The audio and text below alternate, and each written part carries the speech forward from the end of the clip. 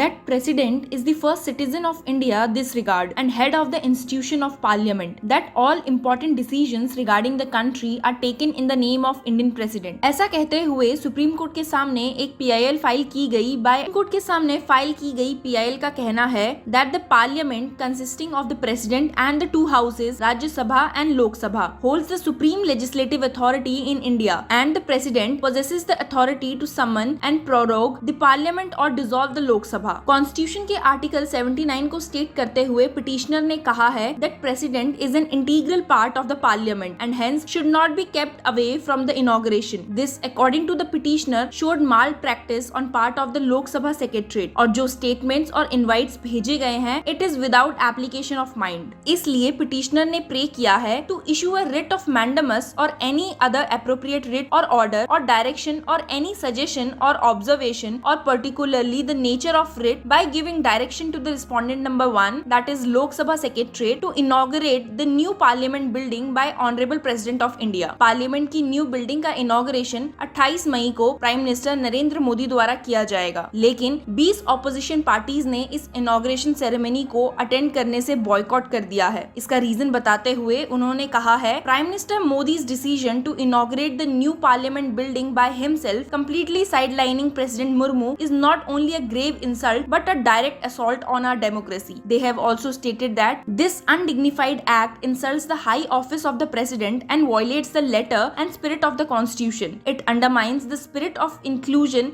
which saw the nation celebrates its women Adivasi President. Prime minister Narendra Modi ने आज opposition के decision पर अपना निशाना साधा है। 3 दिन के नेशन टूर के बाद वापस लौटे प्राइम मिनिस्टर ने ऑपोजिशन पर अपना काउंटर अटैक किया। He has labeled the decision to boycott the inauguration as a blatant affront to democratic ethos and constitutional values of our great nation. वहीं दूसरी ओर opposition parties अपने फैसले पर अटल है। उनके according undemocratic acts are not new to the Prime Minister, who has relentlessly hollowed out the Parliament. Opposition members of the Parliament have been disqualified, suspended, and muted when they raise the issues of the public of India. When the soul of the democracy has been sucked out from the Parliament, we find no value in a new building. Even before the inauguration of the new Parliament building, the controversy and the rift between the ruling party and others is clearly visible. What can we expect later on? Keep sharing your views and subscribe to Law Chakra for more news and updates.